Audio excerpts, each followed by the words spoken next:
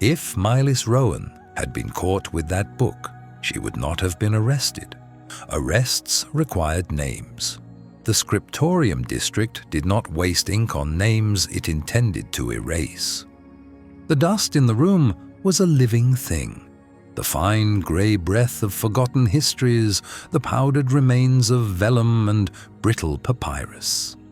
It clung to her skin, filled her lungs, and settled into the seams of her dark wool dress, marking her as thoroughly as any brand. Her world had already shrunk to a single room above a bindery, a space so small that the stench of lye and boiled glue never left. By day, she worked at a narrow table, her tools laid out with a surgeon's precision: bone folders, agate burnishes, needles threaded with waxed linen. She repaired books. That was what she had been allowed to do. This book was not. Mylis existed in a state of bureaucratic limbo. By law and precedent, the wife of a traitor was an extension of his treason. She should have been imprisoned, exiled to the salt mines of the desolate West, or granted the Emperor's mercy, a quiet cup of hemlock. Instead, there had been only silence. The vast, grinding machinery of imperial justice had somehow passed over her. She had been stripped of her home, her guards, her name, but not her life or her liberty. She was an unclosed ledger, an unfiled document. And in the Athelian Empire, such oversights were not acts of mercy. They were merely delays. So she waited. She learned the rhythms of the city's margins. She learned to walk with her gaze lowered, to make her face a forgettable mask. She learned the difference between the heavy, rhythmic tread of the warden patrols, a general threat, and the sharp, purposeful stride of an Imperial census agent, a specific one. That was the sound she heard now. It was not the shuffle of the book merchants on the stairs, nor the weary climb of the old scholar in the room next to hers. It was the sound of three men, their boots heavy with authority, ascending with a purpose that made the very floorboards seem to tense. They stopped outside her door. Mylis did not move. Her needle was poised over a tear in a page of ancient cartography. The thread, a deep crimson, was a stark line against the pale, faded parchment. She held her breath, not in fear, but in focus, listening to the silence that pressed in from the hallway. It was a dense, waiting silence, the kind that precedes an execution or a verdict. A single, hard knock. It was not a request. It was a summons. Slowly, she set the needle down, placing it perfectly parallel to the edge of the book. She rose, her movements fluid and deliberate, smoothing the front of her grey wool dress. There was no point in hiding, no value in pretending she was not there. They would simply break down the door. The Empire, in her experience, did not like to be kept waiting. She opened it. Three men stood in the narrow landing, their forms filling the space, casting the cramped hallway into deep shadow. They wore the severe, unadorned grey coats of the censorate wardens. Their faces were impassive, carved from the same stone as the imperial statues that lined the grand avenues. The man in the center held a data slate, its screen glowing with a cold blue light. "Mylis Rowan?" he asked. His voice was flat, a tool of the state. "I am," she said. Her own voice was quiet, unused to speaking above the whisper of turning pages. There was no tremor in it. The warden's eyes flickered over her, a quick, dismissive assessment. He saw a woman of perhaps 30 years, her dark hair pinned back severely. He saw a face that had once been famed for its quiet beauty at court, now thinned by scarcity, but still possessed of a stark, unyielding composure. He saw no fear, no pleading. It seemed to unnerve him more than tears would have. "You will come with us," he stated. It was not a question. She gave a single, almost imperceptible nod. She turned, retrieved a thin shawl from the back of her chair, and draped it over her shoulders. She did not look back at the mending table, at the unfinished work, at the small, safe world she had built from dust and silence. It was already gone. They escorted her down the stairs and into the street. The afternoon light was failing, painting the grimy facades of the scriptorium district in shades of bruised purple and rust. People saw them. The baker, the ink-stained couriers, the beggars huddled in the alleys. They saw the wardens and the woman in their custody. They saw and they turned away, their faces closing like shutters. To witness was to be involved, and to be involved was to risk the attention of the state. Mylis was now a contagion. A black, windowless carriage waited at the end of the street, its lacquered panels swallowing the light. It bore no crest. The anonymity was more menacing than any sigil. It was the transport of secrets, of people who were about to be erased. The journey was short and silent. Mylis sat on the hard bench, her back straight, her hands resting in her lap. She did not know her destination, but she could feel the carriage climbing. The rattle of the wheels against the cobblestones changed, the sound becoming sharper, cleaner. They were leaving the city's soft, decaying underbelly and ascending toward its hard, granite heart, toward the sunstone citadel. When the carriage stopped, the door was opened onto a wall of cold, white marble. The air was different here, thin, clean, and still. The silence was not the hush of a library, but the profound, unnerving quiet of absolute power. She was led through a series of antechambers, each more vast and severe than the last. The ceilings soared into shadow, the floors were polished to a mirror sheen, reflecting her worn boots and the warden's immaculate ones as a study in contrast. There were no paintings, no tapestries. The only decoration was the architecture itself, immense, geometric, and indifferent. It was a place built to make mortals feel small. Finally, they stopped before a set of towering doors carved from heartwood as dark as dried blood. The wardens flanking her took up positions on either side, their hands clasped behind their backs. They became statues. The central warden looked at her, then at the door. "You will wait here," he said, and for the first time a flicker of something, uncertainty perhaps, crossed his face. He seemed unsure of his own protocol. He turned and retreated down the corridor, his footsteps echoing until they were consumed by the magnificent emptiness. Mylis was left alone, a small, gray figure in a cavern of white stone and dark wood. She stood before the doors, the polished bronze handles level with her eyes. She knew, with a certainty that settled deep in her bones, what lay behind them. This was the entrance to the Emperor's private study. She was not being taken to a dungeon or an interrogation cell. She was being brought to the source. The bureaucratic oversight had been corrected. The unclosed ledger was about to be balanced, not by a clerk, but by the Emperor himself. She had survived 6 months on the periphery, a ghost in the Imperial city. Now she had been summoned to the very center of the web, to face the man who had personally unmade her world. She straightened her shoulders and prepared to meet the architect of her fate. The minutes stretched, each one a heavy stone laid upon the last. The silence was a physical pressure. She focused on the grain of the wood in the doors, the intricate whirls and lines that looked like 1,000 trapped spirits. Her husband, Kalen, had stood in this very spot. He had been summoned here before his final campaign, before his ambition had curdled into treason.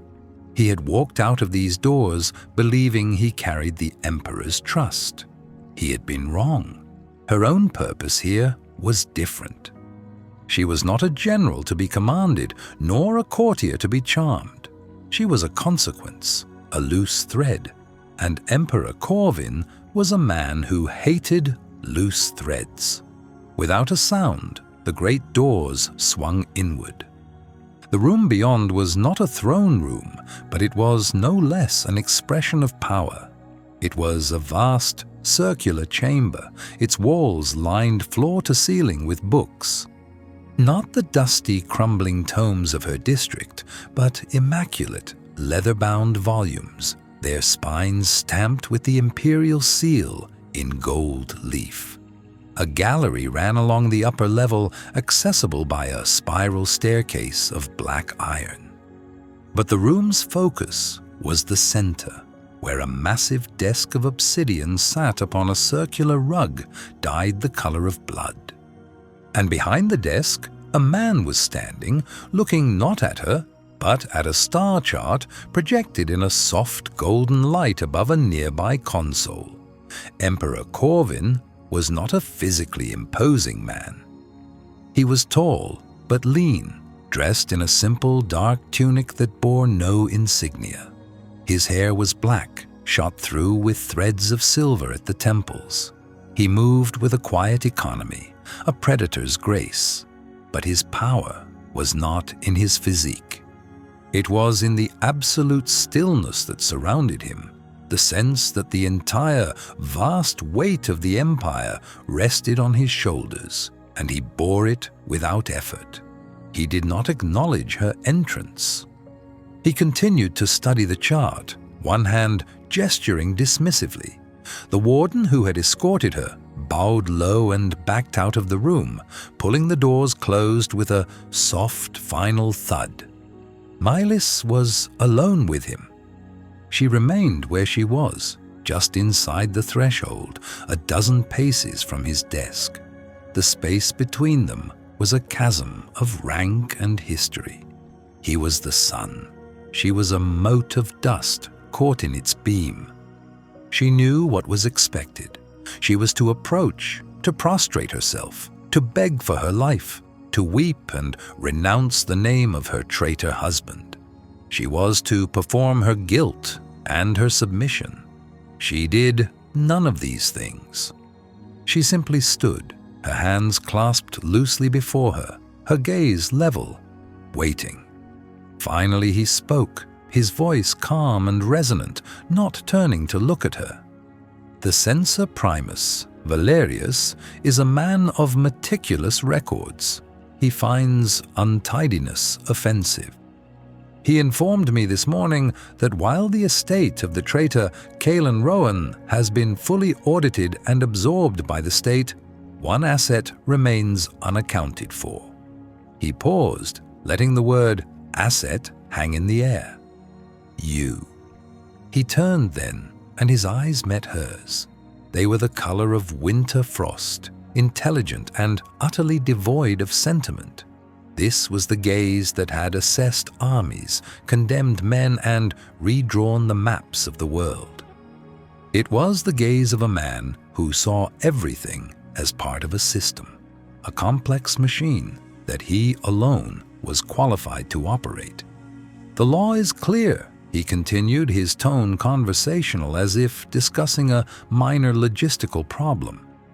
The spouse of a declared traitor shares in the treason. Your presence within the capital walls is a violation of Edict 73, a failure of process, an untidy variable. He walked around the desk, his movements slow and deliberate, circling her as a wolf might circle a sheep, though she knew he saw her as something far less significant. And yet you have remained. Living in the scriptorium district, mending books. Did you imagine you were hidden? No, Your Majesty, Mylis said. Her voice did not waver. I imagined I was forgotten. Corvin stopped his circling, standing a few feet from her. A flicker of something, not surprise but analytical interest, passed through his eyes. Forgotten? Nothing is forgotten. It is merely uncatalogued. Tell me, Mylis Rowan, why are you not in a penal colony? Or in a traitor's grave beside your husband? This was the test. He wanted to know if she would blame a clerk's error or claim a powerful secret protector. He wanted to see her grovel, to offer a reason he could accept or dismiss. I cannot answer for the workings of the Imperial Censorate, she replied, her voice even. I can only answer for myself. I have broken no laws. I have conspired with no one. I have lived in quiet obedience to your rule. Obedience? A faint, cold smile touched his lips. Obedience is an action. It is a sworn oath, a bent knee. You have offered only absence. You have not submitted. You have simply existed. And your very existence is an inconsistency. He was correct, of course. She had not submitted. She had not gone to the authorities to surrender herself to their judgment. She had refused to participate in her own destruction. It is an inconsistency you have allowed to persist for 6 months, she said, her voice dropping lower. It was a statement of fact, not an accusation. But in this room, to this man, it was a profound boundary crossing. She was reminding him of his own inaction, his own part in this untidy situation. The air in the room grew colder, heavier. The Emperor's faint smile vanished. He studied her, his head tilted slightly. He was accustomed to people reacting to his power. They wept, they begged, they raged, they fawned. They did not, as a rule, present him with calm, logical observations about his own governance. I allow it to persist, he said, his voice like chipping ice, because I had not yet decided on its function. Your husband was a grand, sweeping error of state, a pillar I had to pull down, bringing a section of the roof with it. You are merely the dust that settled in the aftermath. The question is whether to wipe the dust away or to see if it has some other purpose. He gestured to a chair positioned before his desk. It was a simple, armless chair, stark and isolated in the vast space. The chair of a petitioner, the chair of the accused. Sit, he commanded. Mylis met his gaze for a long moment, then walked to the chair and sat. She did not slump in relief or perch on the edge in terror. She sat as she did at her mending table, her back straight, her hands resting in her lap. Her posture was one of composure, not deference. Corvin returned to his seat behind the obsidian desk. He steepled his fingers, the gesture of a scholar, a judge. The chasm of power was re-established between them. Censor Valerius has presented me with a simple solution, the Emperor said, his eyes fixed on her. A warrant for your immediate transfer to the White Tusk labor colony. It is a standard, efficient, and legally sound resolution. It closes the ledger. It restores ideological symmetry. No one would question it. It is what everyone expects. Mylis said nothing. She knew this. She had lived with the expectation of it every day. Her silence was a question. And? However, Corvin continued, leaning forward slightly, I am not a bureaucrat. I am an emperor. My concern is not merely with balancing ledgers, but with the stability of the entire system. Your husband's rebellion was built on an idea that my rule is one of cold logic, of inhuman order. that I am a tyrant of perfect, brutal efficiency." He paused, letting his words sink in. He was explaining himself, and she knew emperors did not explain themselves without a purpose. To simply erase you would confirm his narrative. It is predictable. It is unimaginative. He looked at her, and for the first time, she saw not a ruler assessing an asset, but a master strategist assessing an unconventional piece on the board. "You, Malis Rowan, have presented me with an opportunity. A chance to demonstrate a different kind of power. Not the power of erasure, but the power of appropriation." He was no longer speaking to her, but thinking aloud, using her as a sounding board.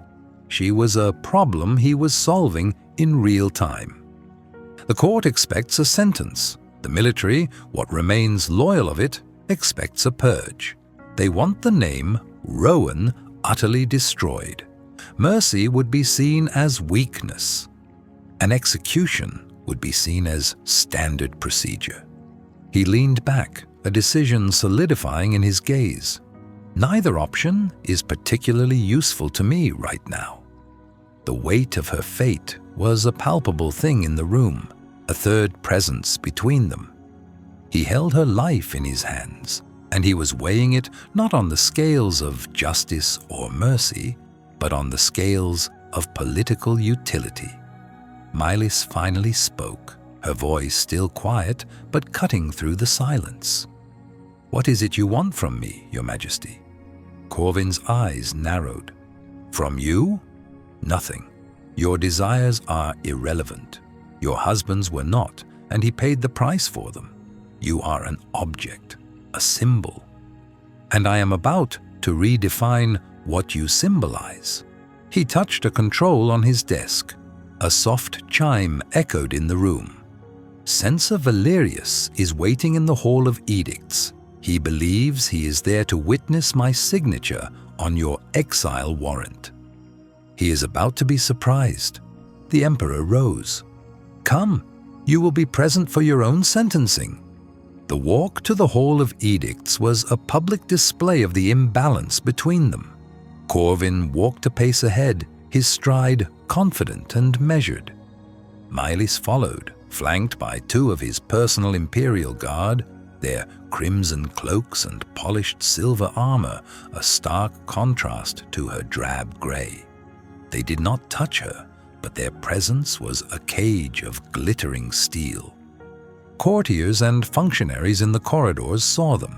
Whispers followed in their wake like the rustling of dry leaves. Faces, trained in the art of impassive observation, betrayed flashes of shock, of morbid curiosity. The Emperor, walking with the traitor's wife. It was a sight no one had ever expected to see. Mylis kept her eyes forward, her expression a careful blank. She was on display, a living trophy, and she would give them nothing to read. The Hall of Edicts was a long, narrow chamber, colder and more formal than the Emperor's study. Its walls were grey marble, inscribed with the foundational laws of the Empire in stark, black lettering. At the far end, on a low dais, stood a lectern of stone.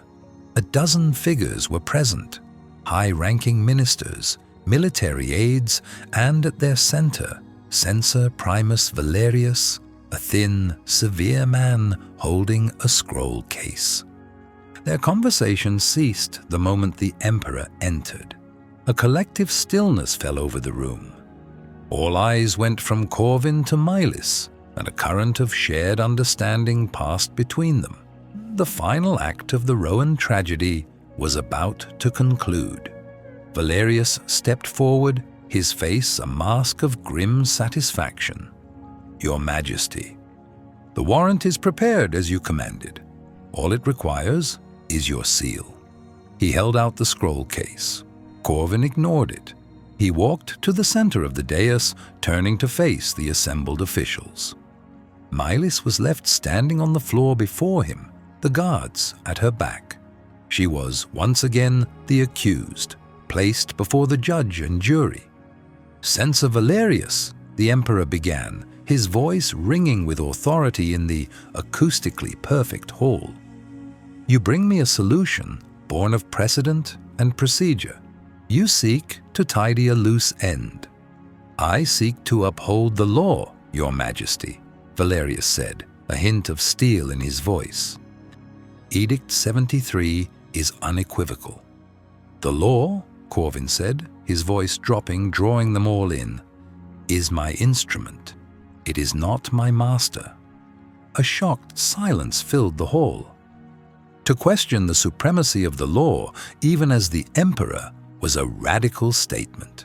The laws were the bedrock of his own legitimacy. Corvin's gaze swept over the faces of his ministers, lingering for a moment on a stern-faced officer, General Cassian, the man who had replaced Caelan Rowan. Cassian's expression was one of rigid disapproval. "The legacy of Caelan Rowan is one of treason," the emperor declared. "His name is to be synonymous with failure and folly. Erasing his wife is a simple, brutal act. It is the act of a fearful tyrant, worried that a single powerless woman could somehow unravel his authority. My authority is not so fragile." He turned his gaze fully on Mylis. The entire room held its breath. She felt the weight of their collective stare, a physical force. This was the moment, exile or death. "Mylis Rowan is the last remnant of a fallen house," Corvin announced, his voice resonating off the marble walls. "She will not be exiled. She will not be executed.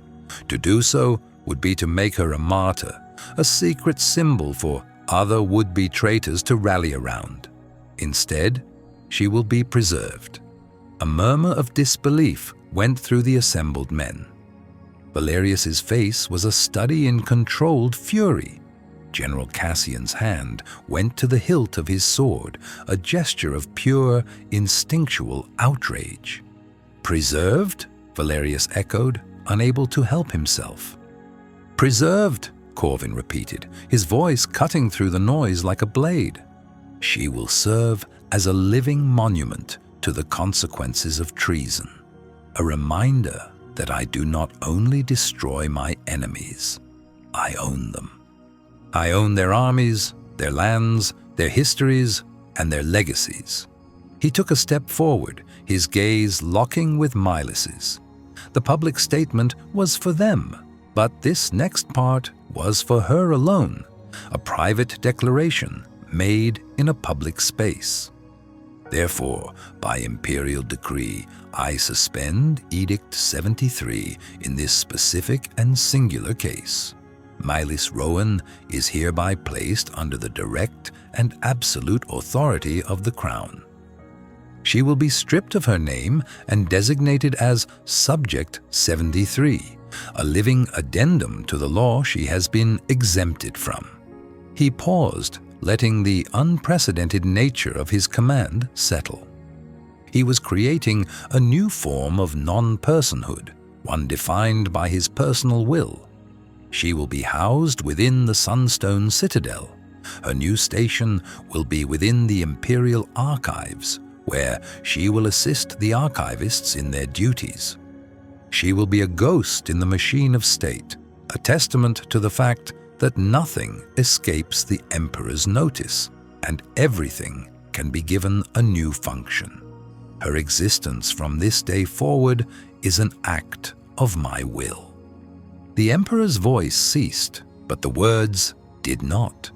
They remained suspended in the cavernous silence of the audience chamber, their weight a physical pressure. An edict pronounced, not with the fanfare of trumpets, but with the cold finality of a closing ledger. Mylis felt the designation settle over her, a shroud woven from ink and law. Subject 73. It was not a name, but a catalogue number. She was an asset, reclassified, an inconsistency resolved. To her left, Censor Valerius stood as if carved from granite, the only sign of his fury a taut muscle flickering in his severe jaw.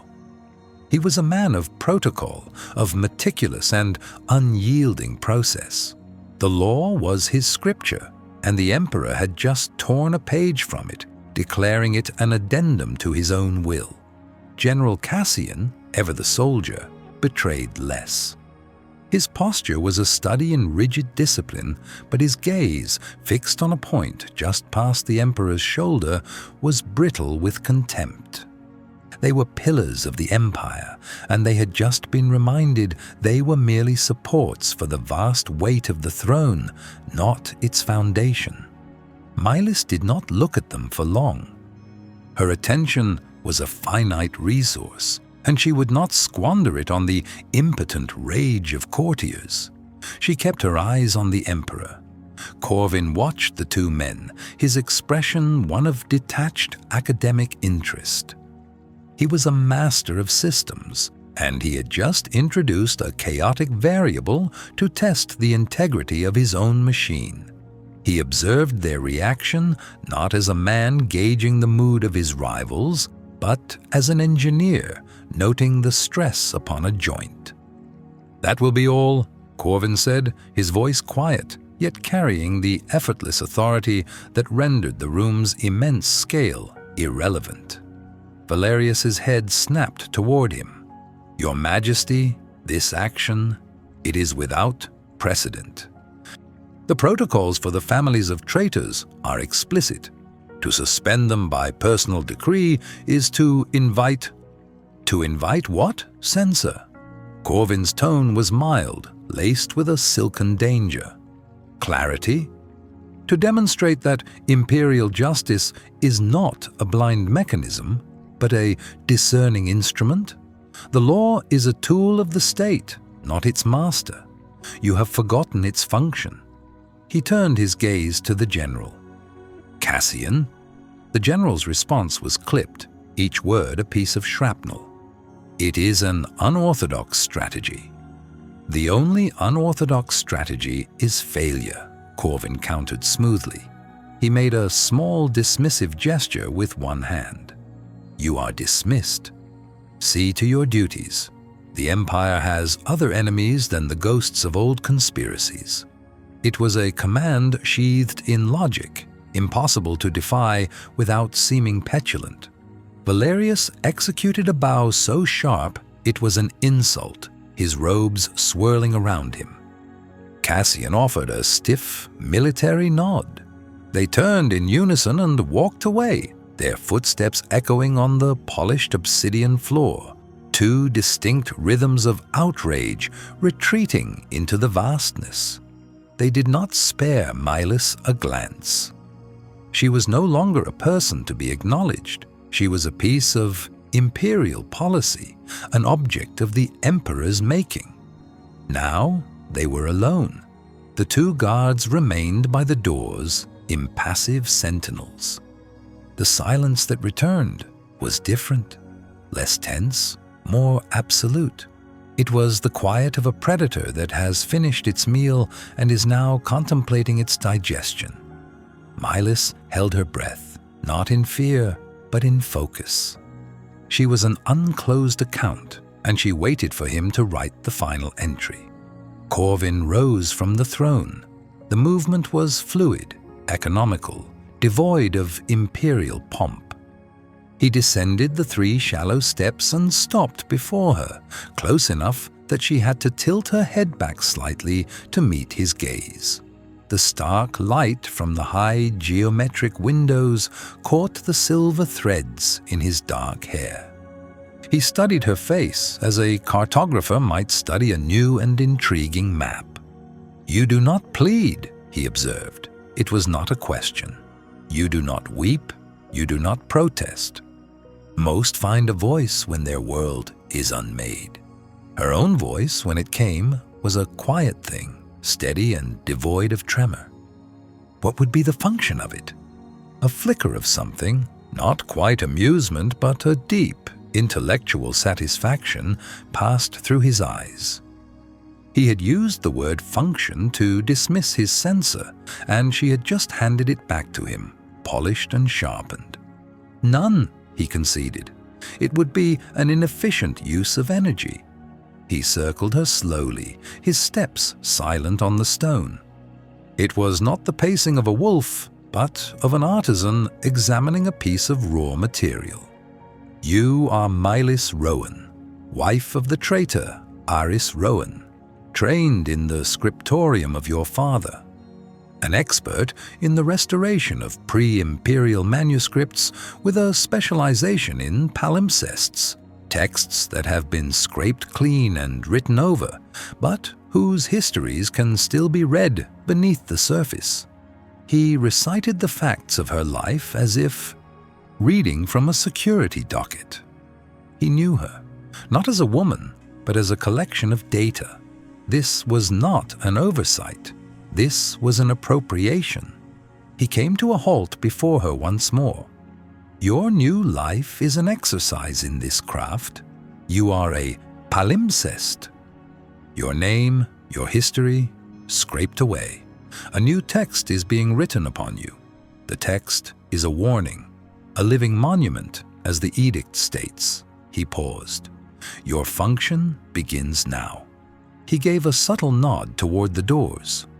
One of the guards moved, his armor whispering. The sound was like the slide of a bolt locking into place.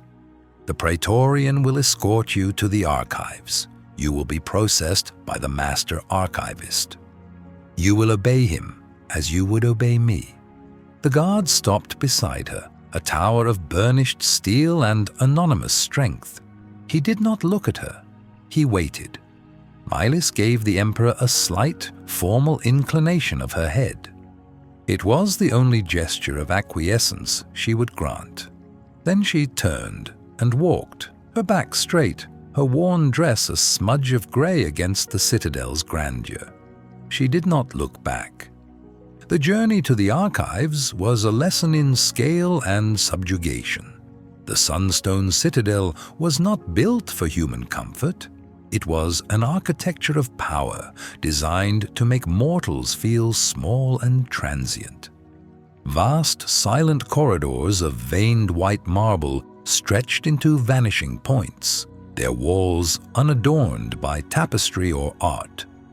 The only decoration was the severe, repeating geometry of light and shadow cast by immense unglazed windows that looked out not upon the city, but upon the cold, empty sky. Her escort's footsteps were a heavy, metronomic beat against the stone. Hers were a faint, hurried whisper, the sound of a dry leaf skittering across a tomb floor. They passed no one. The citadel's core was a desolate, curated emptiness, the air itself seeming thin and sterile, scrubbed clean of the scent of life. It smelled of cold stone and a faint, ozone tang of immense, dormant power. Mylis thought of her small room in the scriptorium district, of the familiar, living scents of aging paper, lye soap, and the rain-damp wool of her shawl. That world was not just a world away. It was an artifact from another civilization. They finally stopped before a set of bronze doors, each twice the height of a man and covered in meticulous geometric carvings that were neither letter nor symbol, but pure, abstract pattern. The guard knocked once. The sound was flat, absorbed by the sheer mass of the metal. After a long moment, a section of the pattern shifted, and a smaller, man-sized door unlocked from within. It opened into a space that was, if possible, even more silent than the corridor. This was the Imperial archive. It was not the cramped, dusty scriptorium of her memory. It was a cathedral to information. Endless shelves of dark, polished heartwood soared upwards into a gloom that the cold, white light from a high, vaulted ceiling could not fully penetrate. There were no loose stacks of vellum, no clutter of bone folders and agate burnishes. Every scroll was housed in a uniform cylindrical case of dark metal. Every codex was bound in identical black leather. It was a library stripped of all personality, all history, all joy. It was a data storage facility. A man stood waiting for them just inside the door. He was of indeterminate age, with a pale, narrow face and eyes magnified by thick lenses, giving them the appearance of 2 silver coins. He wore the severe gray tunic of a senior functionary. "Praetorian," the man said, his voice a dry rustle. "Master Archivist," the guard replied, his tone flat. "Delivery of Subject 73, per Imperial Edict." The Master Archivist's gaze shifted to Milis. His eyes did not see a woman. They performed a scan. He was checking for damage, for non-compliance. He was taking inventory. "The asset is received," he stated. He held out a thin hand, not to her, but to the guard. The guard placed a small, rolled papyrus into it. Her transfer orders, no doubt. The final paperwork in the confiscation of a human life. The guard turned without another word and departed, the small door clicking shut behind him with oiled precision. The Master Archivist unrolled the papyrus. He read it, his lips moving silently. "Subject 73, he murmured, testing the sound of it. He looked up at her, his magnified eyes impassive. "Your designation is an administrative one. Here, you will have a functional title. You are an auxiliary cataloger, grade Epsilon. Your living quarters are attached to your workstation. All meals will be brought to you. You will not leave the archives without my direct, written authorization, which will not be given. Is this understood?" "It is," Milis said. "Your former expertise is noted in the addendum." He gestured vaguely toward the towering shelves. "It is irrelevant. You will not be restoring manuscripts. You will be transcribing incoming field reports from the censorate onto permanent archival sheets. Your work will be inspected for accuracy and penmanship. There is a quota. It will be met." He led her deeper into the silent forest of shelves. Their footsteps were swallowed by the immense volume of the space. He stopped before a small alcove-like carrel built into one of the shelving units. Inside was a simple wooden desk, a stool, and a stack of blank, cream-colored pages next to a block of ink and a set of new pens. To the side was a narrow, unadorned door. The archivist pointed to the desk. "Your first consignment of reports." "Begin?" He then pointed to the door. "Your quarters, bed, basin, sanitation, sufficient." He turned to leave, his function fulfilled. Milis stood in the alcove, the cold light from above casting her in a sterile, even glow. She looked at the stack of pristine paper, the untouched ink. She was no longer Milis Rowan, the mender of broken books. She was Subject 73, a machine for transcription, a cog whose only purpose was to copy the words of the empire that had consumed her. She ran a single, trembling finger along the edge of the desk. The wood was smooth, cold, and indifferent. It felt like the edge of the world. The words settled not like dust, but like stones dropped into a deep well. The ripples were invisible, but every soul in the throne room felt their chilling spread. Subject 73. A living monument.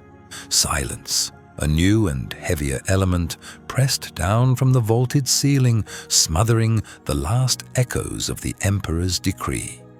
Milis stood in the center of that profound quiet, a fixed point around which the currents of shock and disbelief swirled. She felt the weight of 100 pairs of eyes, no longer seeing a traitor's widow, but a strange and unnerving artifact. It was not a reprieve.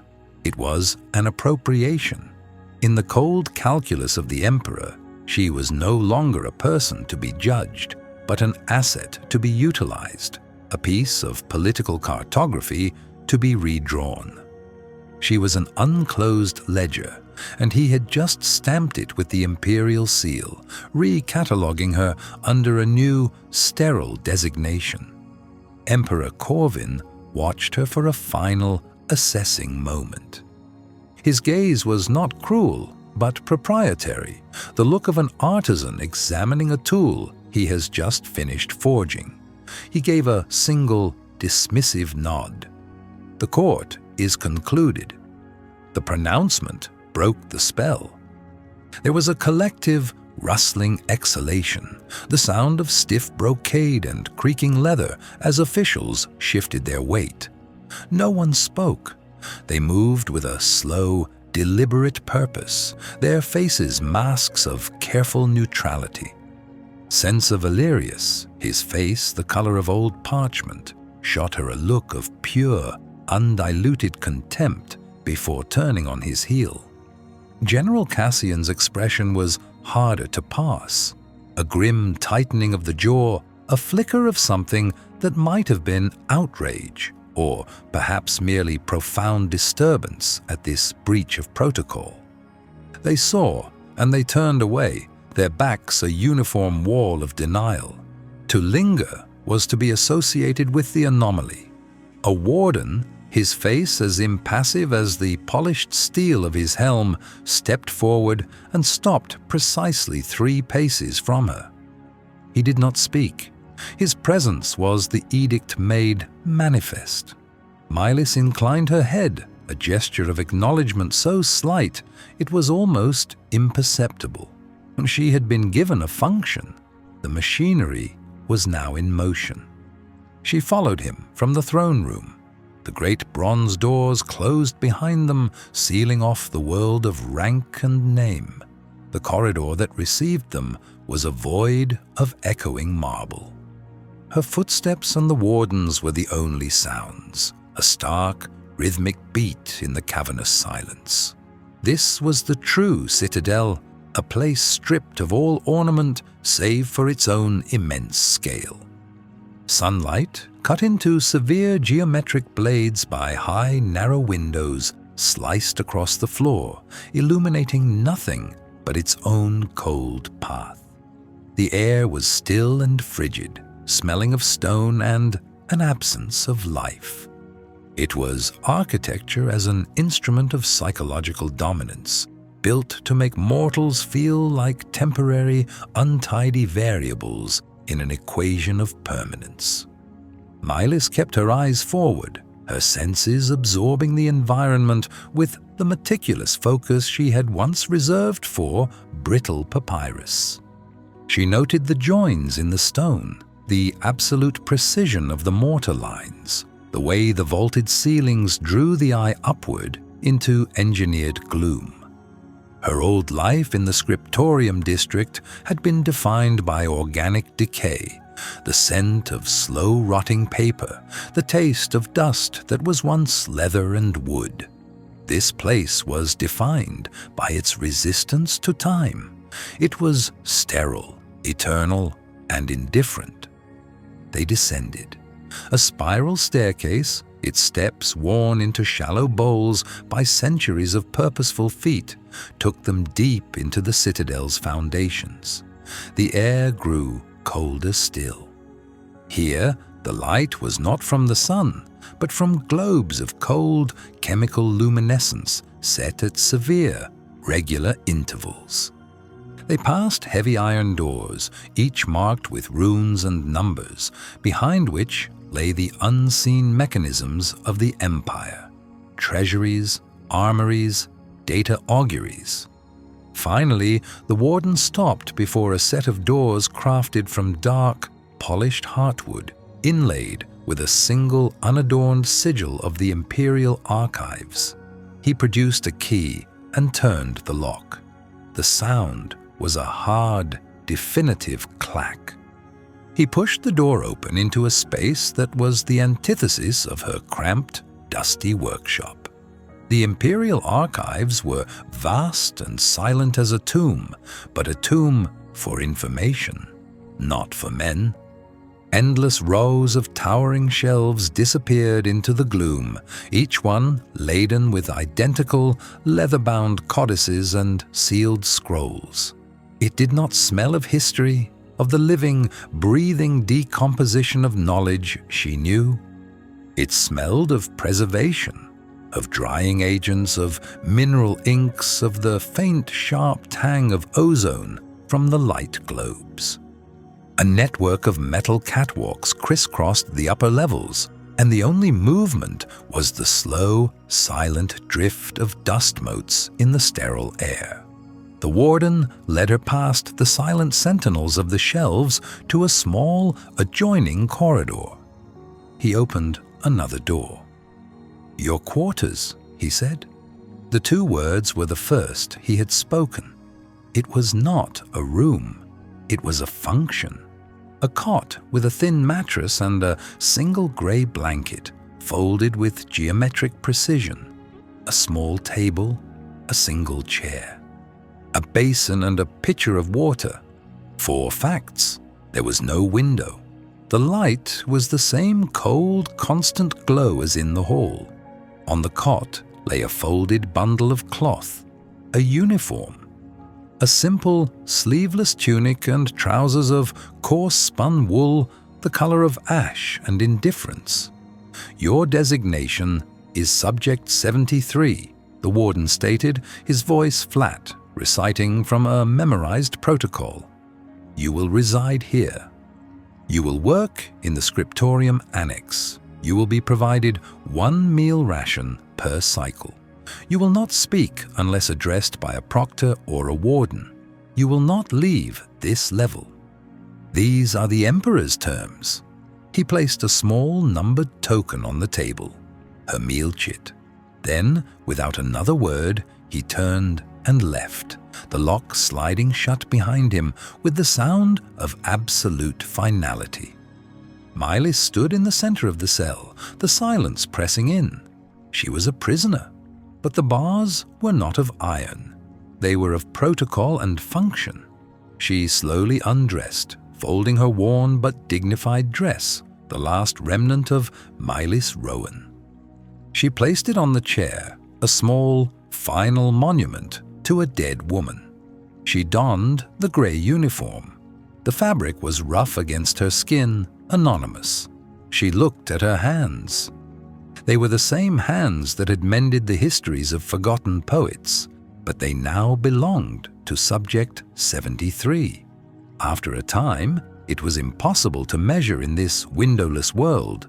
The lock clicked again. It was not the warden, but a different figure.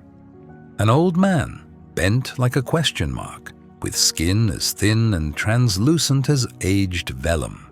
He wore the dark robes of a senior archivist, and his eyes, magnified by thick lenses, were sharp and devoid of curiosity. "Subject 73, he stated. It was not a question.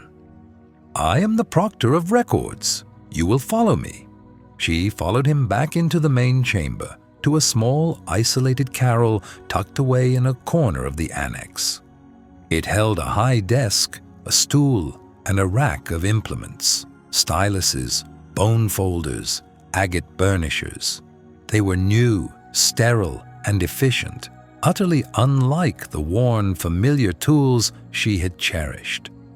On the desk lay a stack of vellum sheets and a single, heavy codex, its cover scorched and its spine broken. "Your function," the proctor said, his voice a dry rasp, "is transcription. These are the logistical ledgers from the 7th Legion's Western campaign.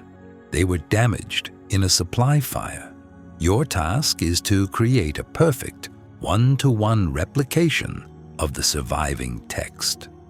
Any illegible sections are to be marked with the standard addendum for compromised data. Your work will be inspected for accuracy at the end of each cycle. Errors are an inefficiency the archives do not tolerate." He gestured to the ledger. The Western campaign, her husband's campaign, the one that had ended in his victory, his glory, and his eventual accusation of treason. The proctor seemed not to know or care. To him, it was merely damaged data. She was merely the function assigned to repair it. "Begin," he commanded, and retreated into the silent forest of shelves. Mylis sat on the stool. The wood was hard and unforgiving. She ran her fingers over the new vellum.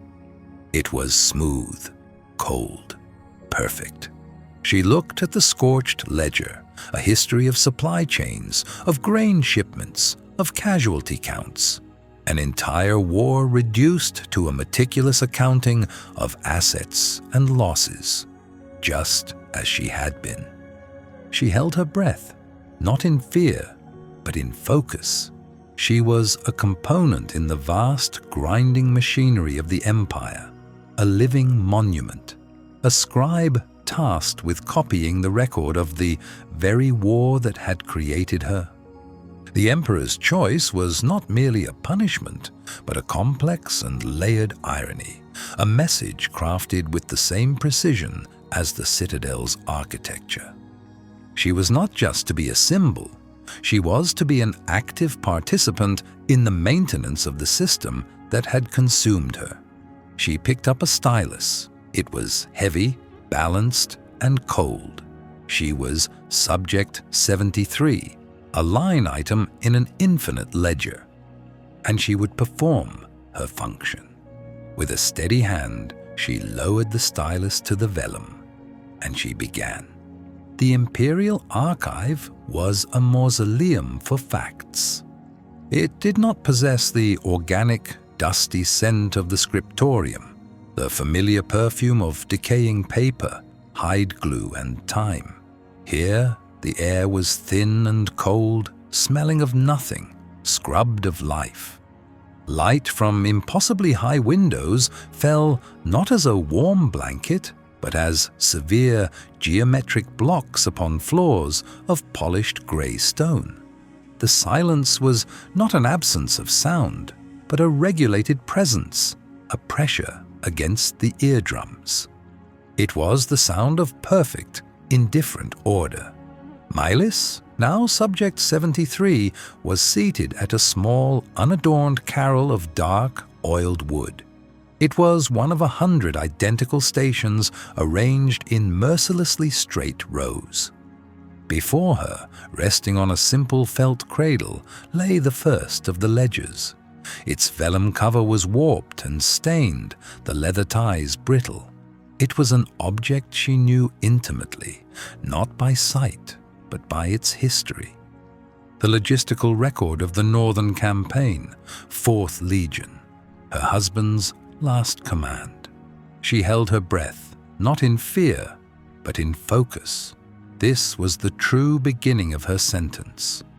The public declaration in the throne room had been theatre, a pronouncement for the benefit of the court. This, in the profound and anonymous silence of the archive, was the execution of that sentence. It was an act of meticulous psychological vivisection, and Corvin was its chief surgeon. He had not given her a blade to fall upon, but a pen. Her hands, steady and sure, untied the brittle leather. The knot crumbled under her fingers. She laid the cover open. The scent that rose was not the familiar one of the scriptorium, but the damp, sour smell of mildew and river water, the smell of a campaign's disastrous end. The ink on the first several pages had bled into illegible, feathery blots, the water stains blooming like ghostly flora across columns of figures. She was an unclosed ledger, he had said, an untidy variable. Now she was to be the instrument of her own recataloguing, transcribing the ruin of her past life into the pristine, sterile records of the empire that had destroyed it. A functionary, a severe man with a face like pinched parchment, had brought her the tools of this new trade: a fresh ream of Imperial papyrus, 2 sharpened quills, a block of ink, and a blotter. He had set them down without a word, his movements precise and hurried, as if her proximity were a contagion. He had not met her eyes. No one had. In the citadel, to witness was to be involved, and to be involved with Subject 73 was to be annotated in the ledgers of the censorate. Mylis dipped the quill.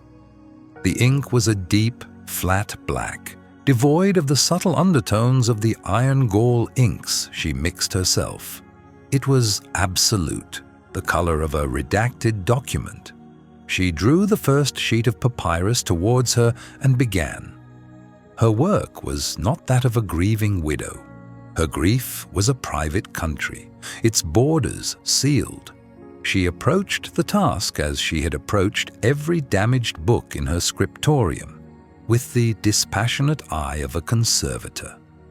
The goal was not to feel, but to restore, to impose order on chaos. Logistical addendum, Day 74, resupply 3rd and 5th cohorts.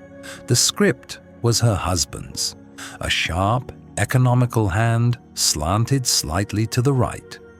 A general's handwriting meant for quick, decisive orders, not lingering correspondence. Seeing it was like feeling a phantom limb, an ache for something long since amputated. She transcribed the words, forming each letter with a cold, clear precision that was a mockery of the original. Her own script was a perfect, anonymous, bureaucratic hand. It had no history. It betrayed no emotion. She worked through the morning, a silent automaton in a silent hall. The only sounds were the whisper of her quill on the papyrus and the distant rhythmic thump of a librarian stamping new acquisitions with an Imperial seal. Each stamp was a final percussive judgment. The water damage lessened as she moved deeper into the ledger. The numbers became clear. Sacks of grain, casks of ale, bolts of wool for winter cloaks, replacement horseshoes. The litany of an army on the move. She copied them without thought, her mind a placid surface while the memories churned in the deep. She remembered the letters that had accompanied these official reports, letters written in this same hand but with a different heart. The men are in good spirits, but the cold bites deep. I think of you by the fire. Her quill paused, hovering a millimeter above the papyrus. The memory was an intrusion, a system error. She held her posture rigid, her gaze fixed on the number she was about to write. 4,000, horseshoes, iron. She drew in a slow, measured breath, the cold air a balm against the sudden heat behind her eyes. Then she completed the number, the quill making its quiet, scratching sound. She would not give the Emperor or his silent watchers the satisfaction of a tremor. She was an instrument, and this was her function. Late in the afternoon, the pinched-faced functionary returned. He was the chief curate of the Western Wing, a title he held like a shield.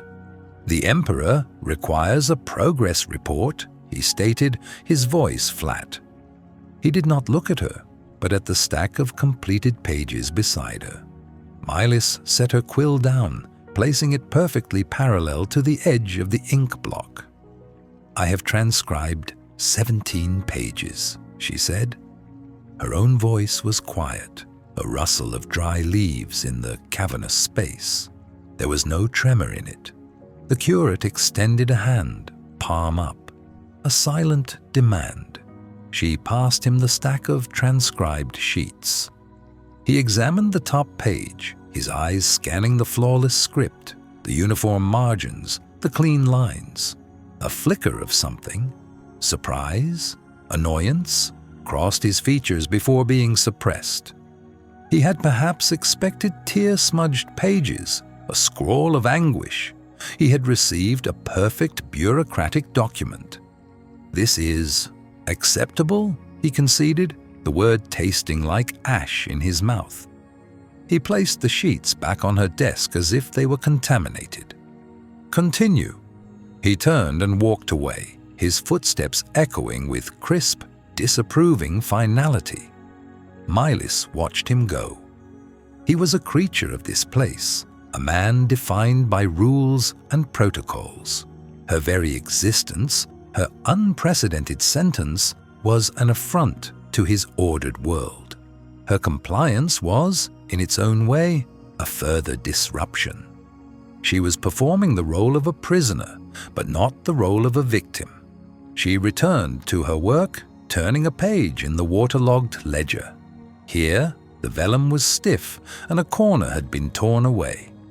Beneath it was a page of requisitions near the end of the campaign, when the supply lines had been cut and desperation had begun to set in. The numbers were starker: medical supplies, bandages, milk of the poppy. Her eyes scanned the columns, her training as a mender instinctively noting every inconsistency. And then she saw it. It was a small thing, an error that only a quartermaster or a quartermaster's wife would likely ever notice. A requisition number for a shipment of grain, 7B-991, was duplicated. It appeared once on day 112, filed from the main encampment at Silver Creek. It appeared again on day 114, filed from a forward operating base 10 leagues to the east. 2 separate shipments of 500 sacks, authorized under a single order, delivered to 2 different locations almost simultaneously. It was an impossibility. Imperial logistics were a finely tuned machine. Duplicate authorizations were purged by the system, unless the system had been deliberately bypassed, unless someone had falsified the second entry.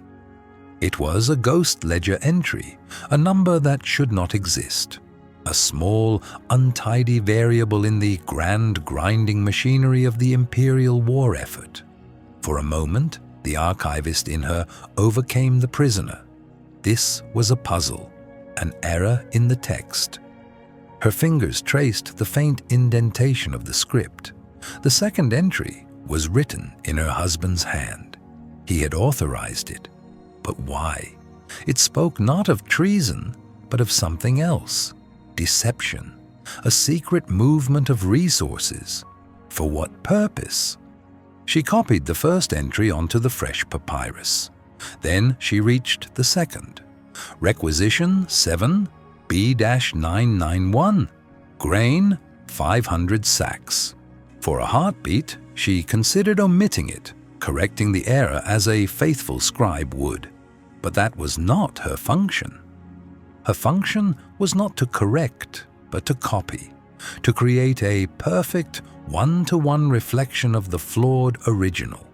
The Emperor wanted her to transcribe the record of her husband's failure. She would do so, every word, every number, every ghost. With a hand that was now something other than steady, a hand filled with a cold, dangerous purpose, she copied the duplicated number. She wrote it clearly, perfectly, enshrining the inconsistency in the permanent, unforgiving ink of the Imperial archive. Let them have their record, let them have it all. Perhaps within the anatomy of this failure she might find a weapon. As the light from the high windows began to fade, a guard appeared at the end of her aisle. He was a silent silhouette against the dying day. The session was over.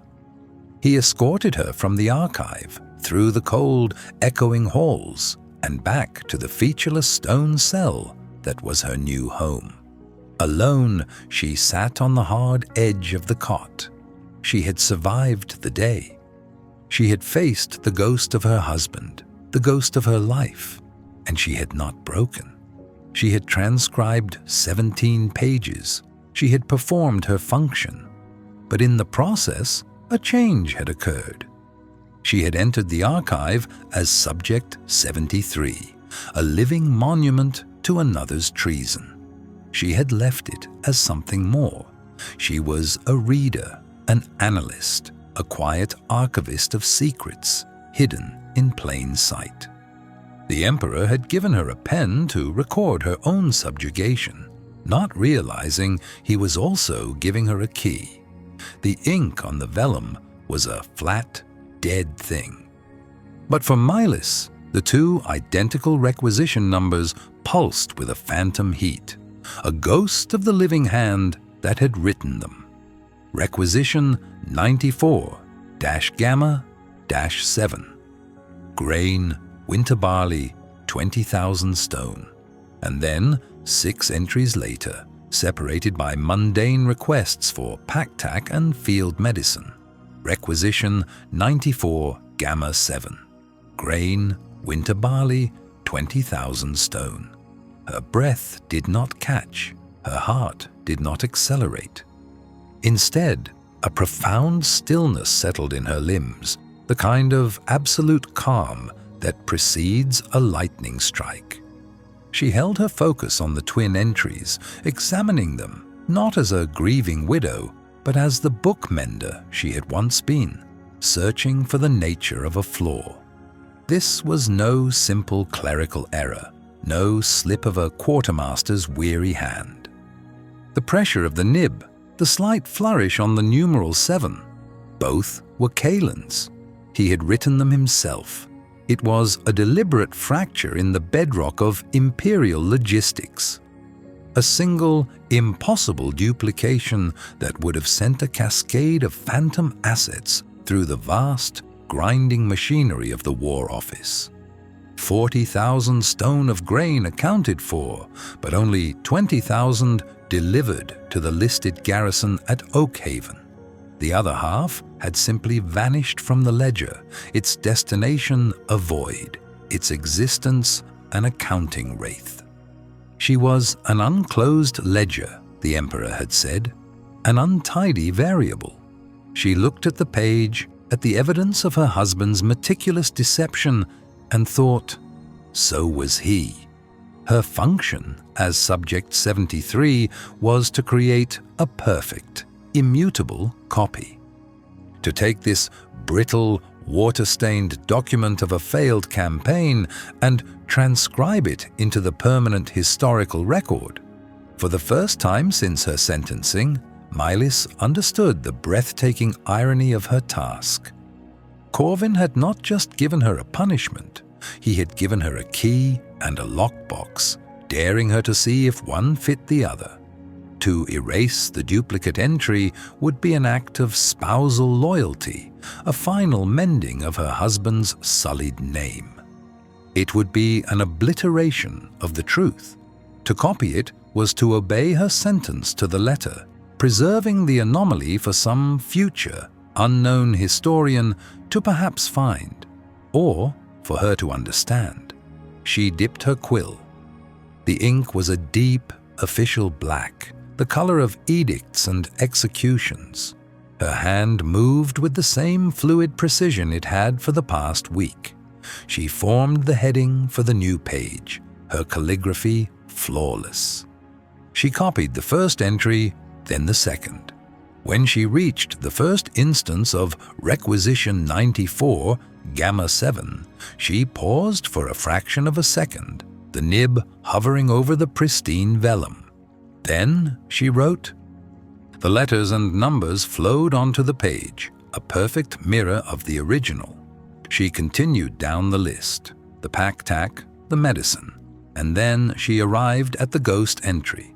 Without hesitation, she copied it again. Requisition 94-Gamma-7.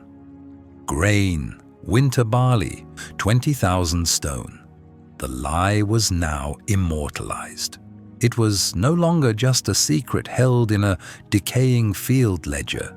It was an official fact, entered into the annals of the Sunstone Citadel by the very hand of the traitor's wife. The act felt less like complicity and more like a claim. She was not erasing Kaelin's secrets, she was cataloging them. A shadow fell over her desk, long and thin. Mylis did not startle, but finished the final curl of the numeral before setting her quill into its holder. She looked up slowly. An old man stood there, his body as dry and brittle as ancient papyrus. He wore the severe grey robes of a senior archivist, the sigil of the Imperial archives, a crossed quill and key, embroidered on his high collar. His face was a web of fine lines, his eyes the color of faded ink, and they held an expression of perpetual, mild disapproval. This was Prefect Valerius, the chief custodian of this cavernous hall of memory. "Subject 73, he stated. His voice was a dry rustle, the sound of a turning page. It was not a question. "Prefect," Mylis acknowledged, her own voice quiet and even. He did not reply, his gaze dropping to her work. His eyes scanned the completed pages of the new ledger, then the open page of Kaelin's original. He was not reading for content. He was inspecting for form. He was the guardian of consistency, the high priest of margins and measurements. To him, the information within the books was merely the necessary burden the paper had to bear. It was the structure, the order, that mattered. "Your hand is clean," he observed, a statement of fact that carried the weight of a rare compliment. "The line spacing protocols are being observed. The register is consistent." He leaned closer, his scent a faint mix of dust and cloves.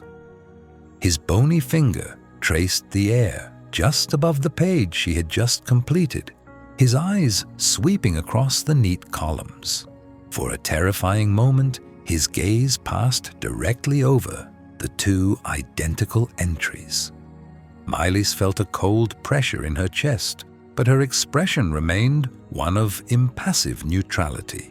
She was a scribe at her station, a function being performed. Valerius saw nothing. The numbers were identical, the script perfect. To his mind, programmed for aesthetic and procedural order, the duplication was merely a correctly transcribed data point. The logistical impossibility of it was not within his purview. He saw two lines of perfect calligraphy, not the shadow of a hidden army or a secret plot. "Acceptable," he pronounced, straightening up.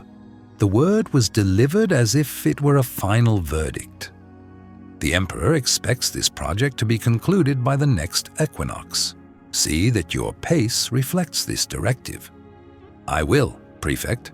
He gave a curt, shallow nod and moved away, his soft-soled shoes making no sound on the polished stone floor. He drifted down the aisle, a specter of bureaucracy, and the immense silence of the great hall settled back into place, heavier than before. Mylis held her posture for a full minute after he was gone, her hands resting on either side of the open ledger. Only then did she allow herself to breathe. He had not seen, or rather, he had seen and not understood. She was the only person in this citadel, perhaps in the entire empire, who could look at that entry and see the ghost behind it. Kaelin had been her husband for 15 years. She knew his methods, his meticulous foresight, his obsession with contingency. This was not the clumsy signature of a common thief. This was the work of a grand strategist moving pieces on a hidden board. What had he been doing? 20,000 stone of grain was enough to feed a legion for a month. It was not a resource one misplaced. It was not a rounding error. It was a deliberate, secret appropriation of a strategic asset. Had he been feeding a force the Empire didn't know about? A rebel army he was secretly cultivating? The thought was acid. It aligned perfectly with the charge of treason, with the official narrative that had destroyed him.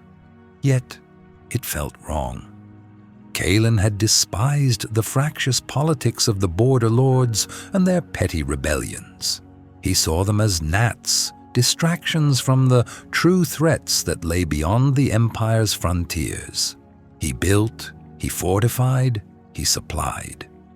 He did not conspire with disorganized malcontents. Her mind returned to the cold marble of the Emperor's audience chamber.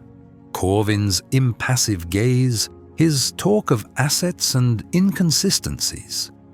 He is a problem of history I have yet to solve. Had the Emperor known? Was this transcription not a punishment, but a test? A way to see if she would find the flaw, and what she would do when she did. Perhaps Corvin himself did not know the purpose of the missing grain, and he was using her intimacy with Kaelin's mind, her meticulous nature, as his finest, most unassuming tool of inquiry. The thought was chilling. It reframed her prison, not as a cage, but as a dissecting table, and she was both the specimen and, now, the surgeon. She looked away from the ledgers, her gaze traveling up the towering walls of the archive. Shelves rose into the gloom, 50 feet high, packed with the bound and recorded history of 1,000 years. Edicts, census data, campaign logs, confiscation manifests, star charts, cartographical surveys, the sum of all Imperial knowledge. Somewhere in those millions of pages, on some other forgotten ledger from some other front, was the answer. A supply train that never reached its destination. A garrison that starved when it should have been fed. Or, more likely, a place that received a shipment that was never officially sent. The ghost entry was not an end. It was a beginning. It was a single coordinate on a map she was only now beginning to see. Her sentence was to transcribe the history of Kaelin Rowan's fall. But her purpose, she now realized, was to uncover the history of his secrets. The bell chimed in the distance, its low, resonant tone signaling the end of the work period. Mylis blotted the final entry, closed the new ledger, and placed the bone folder precisely at its edge. She stacked the original document on top, her movements unhurried and deliberate. She was Subject 73, a living monument. But a monument can have secrets carved into its stone. Her work was no longer a penance. It was a hunt. The ghost ledger entry lay open on the trestle table, a quiet heresy committed in iron gall and accounting. The numbers did not lie, but they told a profoundly dishonest story. 20,000 bushels of winter wheat, requisitioned for the 4th Legion's northern garrisons, had never arrived. The quartermaster's frantic addendum noted their spoilage in a flooded silo, a fiction so clumsy it could only have been sanctioned from the highest level of command. From Kaelin. Mylis Rowan, Subject 73, drew a slow, deliberate breath. The air, thick with the scent of decaying papyrus and bone glue, felt different now. It was no longer the stagnant atmosphere of a tomb, but the charged stillness of a library holding a forbidden text. She was no longer a prisoner performing a meaningless function. She was an archivist, and she had just located the collection's most vital secret. Her purpose, once a brittle thing concerned only with the next meal and the avoidance of notice, solidified into something with the density of heartwood.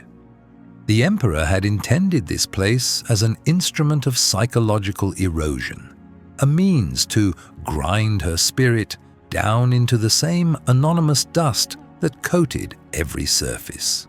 He had miscalculated. He had given a bookmender a library. He had given a cartographer's daughter a map.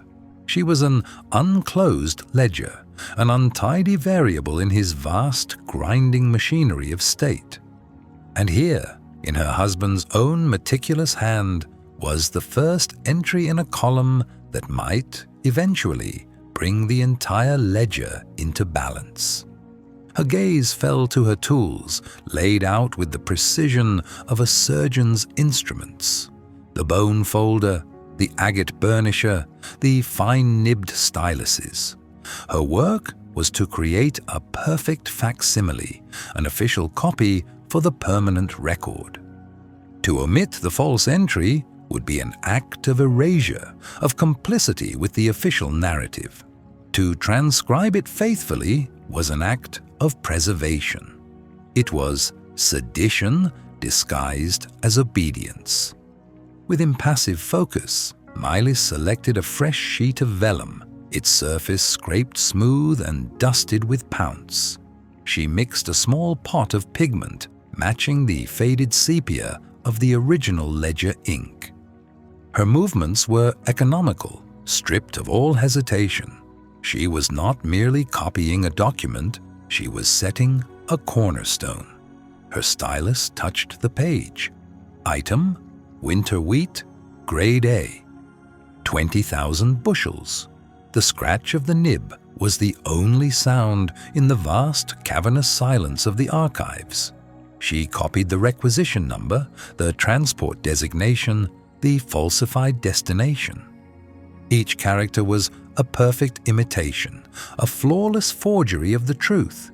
Then came the quartermaster's addendum, the lie that covered the theft. Addendum: consignment lost to water damage, Silo Gamma 7. See attached report of confiscation and disposal. She transcribed the lie with the same meticulous care as the rest. She did not allow her hand to tremble.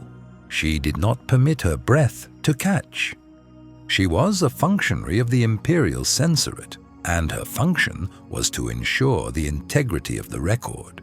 This false entry was now part of that record. She was cementing it into the bedrock of Imperial history, hiding it in the one place no one would ever think to look: the official archive.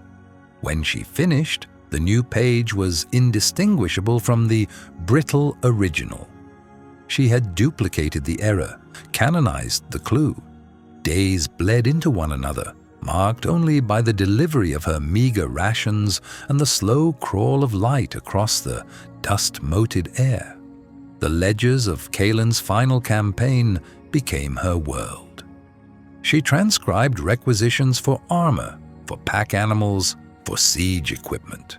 With each entry, she searched for another anomaly, another ghost. Her mind, honed by years of spotting inconsistencies in text and variations in binding, now applied itself to the cold logic of military logistics. The grain was the key. 20,000 bushels was not an amount for a small band of deserters. It was enough to sustain a significant force through a hard winter. But where? The northern territories were a desolate expanse, sparsely populated and brutally cold. To move an army there in secret was impossible. To hide one, there was even more so. Kalen had been a master of logistics. His treason, she was beginning to understand, would not be a crime of passion, but a masterpiece of calculation.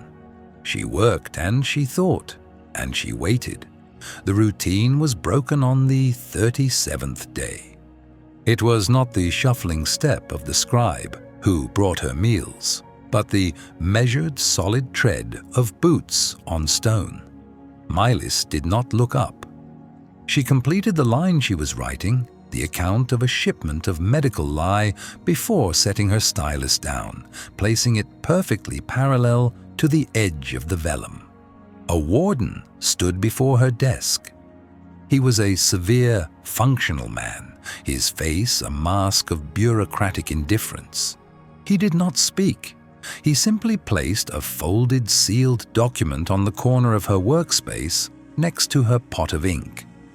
The Imperial seal, a sunburst of stamped wax, was stark against the cheap papyrus. A summons. Her heart did not beat faster. It seemed instead to slow, each beat a heavy, deliberate stroke like a clock bell marking a solemn hour. She held her breath, not in fear, but in focus. She met the warden's gaze. "Now," he said. The word was not a command so much as a statement of protocol. She rose, smoothing the coarse fabric of her tunic. She gave one last look at her work, the neat stack of transcribed vellum, the ghost ledger entry buried deep within. She had done her part. The clue was safe, filed away in the memory of the state. Now the system was calling its asset in for review. The journey back to the Sunstone Citadel was a study in contrasts. She was escorted from the organic decay of the archives, its scent of old paper and failing glue, its soft, forgiving dust, into a world of inhuman perfection. The Citadel was not built, it was engineered. Its corridors were vast, geometric canyons of polished obsidian and white marble, designed to make mortals feel like temporary flaws in an eternal design. The air was cold, sterile, and utterly silent, save for the funereal echo of their footsteps. Light did not pool here. It sliced through high, severe windows, casting long, sharp-edged shadows that seemed as solid as the stone itself. They did not take her to the cavernous throne room this time. The warden led her down a different artery of the great stone heart to a smaller, more purposeful chamber. It was a cartography room. Cylindrical scrolls of maps filled towering shelves, and a massive table, its surface a single slab of pale, sand-colored marble, dominated the center. Upon it, a half-finished map of the Empire's northern territories was laid out, weighted at the corners with polished blocks of jet. Emperor Corvin stood before it, his back to the door. He wore no crown, no ceremonial robes, only a simple, dark tunic of severe cut. He was not posturing as a monarch, he was working. He held a silver stylus, its point hovering over the bleak, empty expanses of the Frostfang peaks. He did not turn as she entered. The warden guided her to the center of the room and retreated, his footsteps receding into the profound silence. Mylis stood and waited. Silence was a physical pressure in this room, a weight she had to consciously bear. Finally, Corvin spoke, his voice calm and resonant, absorbed by the stone. The function of an archive, Subject 73, is to distill history into data. It is a process of simplification. Victories, defeats, betrayals, they are all rendered down to entries in a ledger. He still had not looked at her. His attention remained fixed on the map. "You have been transcribing the ledgers of the Rowan campaign. A tedious function, I imagine, but necessary. Tell me what you have learned." It was a test, not a question, but a probe sent to measure the depth of her awareness. To admit she had found the anomaly was to reveal her intelligence, her descent. To feign ignorance was to prove herself a dull, useless instrument. She chose a third path. Her voice, when she spoke, was quiet and even, with no tremor in it. "I have learned that the 4th Legion was exceptionally well supplied," she stated, "and that its quartermaster was prone to clerical errors." A flicker of movement. Corvin turned his head slightly, and for the first time, his gaze met hers. His eyes were the color of a winter sky, intelligent and utterly unreadable. There was no surprise in them, no anger, There was only assessment, the cool appraisal of an artisan examining a tool to see if it holds its edge. He gave a slow, almost imperceptible nod. Clerical errors are an inefficiency. They create inconsistencies in the system. They must be reconciled. He turned fully from the map and walked toward a nearby shelf. He retrieved a single, slender scroll case of dark leather. He did not hand it to her. He placed it on the marble table several feet away, forcing her to approach him, to enter his space. "Your previous function is complete," he said. "You have a new appropriation." Mylis moved forward, her worn shoes soundless on the polished floor. She stopped before the table and looked at the scroll case. It was unmarked. "The Scriptorium District," Corvin said, his voice a low murmur. Before its designation as a ward for the politically inert, it was the city's primary grain exchange. All records of its commerce, its granary inventories, its transport manifests prior to the unification were thought lost. He paused, letting the silence stretch. They were not lost, they were merely misfiled. He gestured to the scroll case. "These are the indices. You will locate the original ledgers in the archives. You will catalog them. You will reconcile them.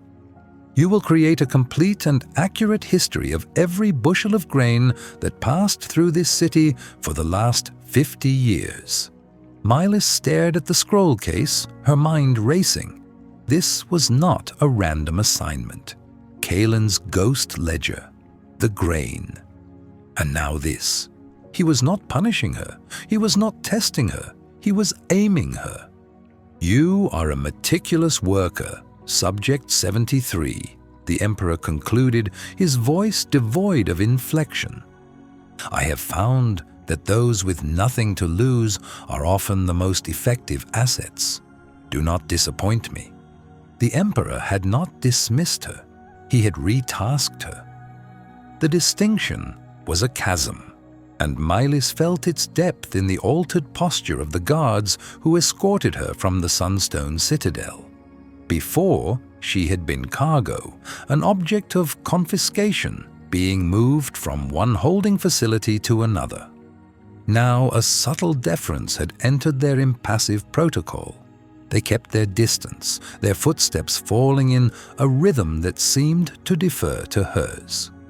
She was no longer simply Subject 73, a living monument to failure. She was an imperial asset of unknown function, and in the vast grinding machinery of the state, the unknown was a thing to be handled with caution. They did not return her to the familiar miasma of decaying paper and binder's glue in the Scriptorium District's annex. Instead, they led her deeper into the Citadel's foundations, through corridors of polished obsidian that drank the light and gave back only distorted, fleeting reflections of their passage. The air grew colder, drier, scrubbed clean of life. It was the sterile chill of a tomb, a place where history was not lived, but interred. They stopped before a set of bronze doors, immense and unadorned save for a single etched cartouche, cartography and commerce. One of the guards produced a heavy iron key and turned it in the lock. The sound was a deep, resonant groan, the complaint of a mechanism long unused.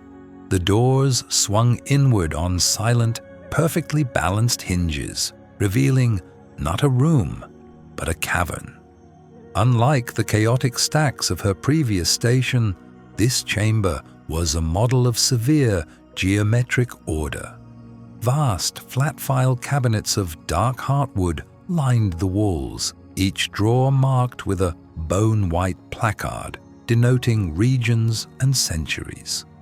In the center of the room, a single, enormous table of pale, fossil-flecked limestone stood like an altar. Above it, suspended by a delicate system of brass chains and counterweights, hung a single, hooded, lumen orb that cast a pool of clean, shadowless light upon the table's surface. The air carried the scent of brittle vellum and something else, a faint mineral tang of salt and exotic dust, the ghosts of ancient shipping manifests. "Your station," the lead guard said. His voice was flat, but the words were an instruction, not a command. "The censorate has authorized your access to these archives. Your work is to be conducted here. Your former effects will be brought to you. Rations will be delivered at the 8th and 18th hours." He placed a small, leather-bound folio on the corner of the limestone table. It was an addendum to her original sentence, a new edict stamped with the Emperor's personal sigil. It granted Subject 73 provisional authority to requisition materials from the specified archives for the purpose of historical review. Mylis did not look at the guard. Her attention was fixed on the room. It was another cage, but one of infinitely greater scope. The Emperor had not just given her a task, he had given her a key to the economic memory of the Empire. He was aiming her, a perfectly calibrated instrument of inquiry, at a target she was only now beginning to comprehend. She waited. The silence stretched, a physical pressure in the vast chamber. Finally, the guards withdrew, their footsteps receding down the obsidian hall. The bronze doors closed with a soft, definitive click, and she was alone. For a long moment, she simply stood, allowing the profound quiet to settle around her. This was the heart of the beast, the place where the ledgers of power were kept. Here, in these drawers, lay the architecture of the Empire's wealth, the records of every grain shipment, every mineral extraction, every tax levy that had built the citadel, stone by stone. Her husband, Kalen, had been a general of the legions, a man of iron and blood. What could his treason possibly have to do with these brittle, meticulous records of commerce? The Emperor's words returned to her, calm and precise. An inconsistency demands resolution. The ghost ledger. The grain. He believed the answer was not on a battlefield, but in a column of figures, on a shipping manifest, or hidden within a map. She moved to the table, her worn slippers making no sound on the stone floor. She ran her fingers over its cool, smooth surface. This was a place for analysis, for the unrolling of vast, intricate histories. A small crate had been placed beside it containing her meager tools, bone folders, an agate burnisher, fine-spun linen thread, and needles. They had even included her half-mended copy of the Annals of the First Dynasty. The gesture was clear. She was to continue being who she was, a mender of books, a scholar of the broken, but on a new and far more dangerous text. She began her work with the same methodical calm she had applied to Kalen's ruined ledgers. She was not a detective, driven by frantic insight. She was a textual scholar. She understood that truth was not found in a single revelation, but was painstakingly excavated from layers of emendation, forgery, and omission. She started not with the most recent records, but with the oldest. She needed a baseline, a control against which to measure the anomaly of Kalen's actions. She pulled open a drawer labeled Southern Prefectures, 3rd Century Agricultural Yields. The scrolls within were papyrus, so brittle they threatened to turn to dust at a careless touch. She spent hours, her movements economical and precise, unrolling each document, her eyes scanning the neat columns of script. She She absorbed the rhythms of the grain trade, the seasonal shipments up the Argent River, the imperial appropriations for the legions stationed at the frontier, the tithes designated for the capital. It was a vast, predictable system, a circulatory network of sustenance as vital and ingrained as the flow of blood. Days bled into one another, marked only by the silent delivery of her rations and the brief dimming of the lumen orb to simulate night. She worked tirelessly, moving forward through the centuries. The papyrus gave way to tougher vellum, the script evolving, the numbers growing larger as the empire expanded. She was not merely reading, she was committing the entire system to memory, building a map of the empire's metabolism within her own mind. She learned the patterns of surplus and the telltale signs of a poor harvest, a sudden spike in prices from a private merchant, an unscheduled import from a neighboring tributary state, a quiet addendum to a governor's report mentioning hardship. The empire, she discovered, did not document its failures well. Famines were not recorded as such. They were logistical shortfalls, regional distribution challenges, or simply vast, silent gaps in the records. Whole villages could starve, and the official archive would only register a drop in tax revenue the following year. The truth was in the negative space, in what was not written. The system was designed to project an image of infallible providence. It was on the 9th day that she found the first thread. She had reached the records of the previous century, the era of Corvin's grandfather, Emperor Valerius. She was examining a sheaf of agricultural surveys from the Taurian steppes, the very region Kaelin's legions had been assigned to pacify. The official reports were glowing, full of praise for new irrigation techniques and bumper crops. They were almost too perfect. Her training, her instinct for the texture of a document, raised an alarm. Tucked within the bundle, bound by a separate cord, was a cartographical chart. It was not a standard Imperial survey map. It was drawn on a coarser grade of vellum, the ink a different shade of sepia, the hand less formal. It depicted the river valleys of the western steppes, but it was annotated with symbols she had never seen before. Tiny, spidery marks next to the names of certain villages. A key in the corner, written in a cramped scholarly script, identified them. Blighted soil, aquifer depletion, recurring crop failure. This map told a completely different story from the official surveys. It was a secret history of ecological collapse, a detailed account of a slow-moving famine that the official record had deliberately and systematically erased. Milas carried the map to the limestone table, laying it flat under the pure light of the lumen orb. Her heart was beating a slow, heavy rhythm. The handwriting of the annotations. It was familiar. She had seen it before in the margins of the philosophical texts Kaelin had kept in his private study. It was the hand of his old tutor, a historian named Liros, who had been quietly exiled 20 years ago for publishing alarmist theories about Imperial resource management. Then she saw it. In the bottom right corner, almost lost in the cartographical notations, was a date.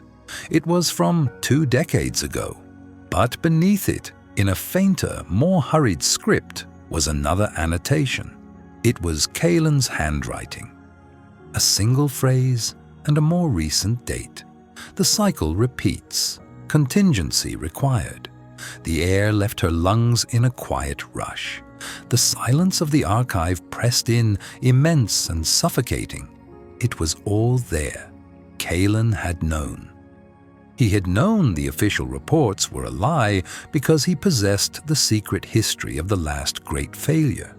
He saw the pattern, the cyclical blight that the imperial bureaucracy was designed to ignore until it was too late. The ghost ledger. The diverted grain. It was not for a rebel army. It was not the beginning of a coup.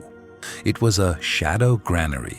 He had committed treason against the laws of the empire to prevent a catastrophe.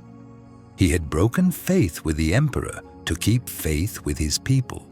His crime was not ambition. It was foresight.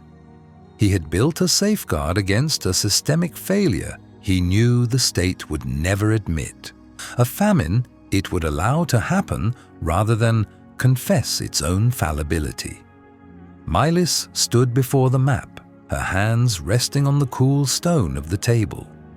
The emperor's choice no one expected. It was not mercy. It was calculation.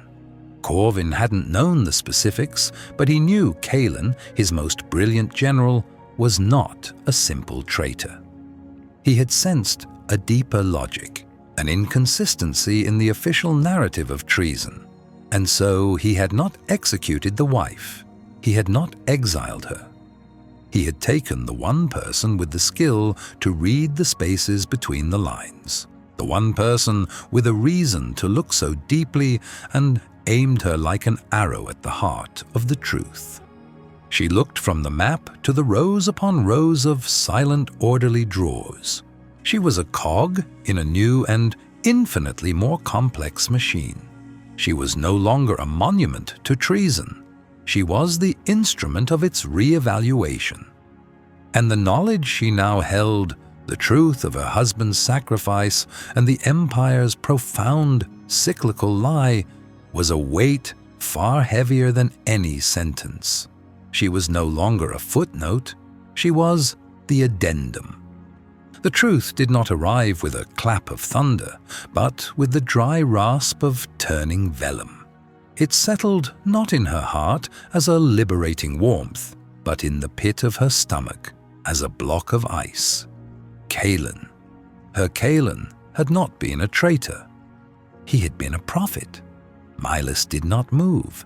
Her fingers rested on the brittle page, the delicate skin of her thumb tracing the faded ink of a shipping manifest from the year of the dust moth, 37 years prior. The entry was anomalous, a ghost ledger identical in its structure to the one she had found in her husband's records, a massive, unaccounted-for diversion of grain to a set of coordinates that did not officially exist on any imperial map. Another followed 5 years later, and another. A pattern, stark and undeniable, laid bare across half a century of meticulous bureaucratic lies. The empire was not merely flawed, it was a structure built upon a recurring, concealed catastrophe. A cyclical famine, erased from history by the censorate, managed by the quiet appropriation of resources.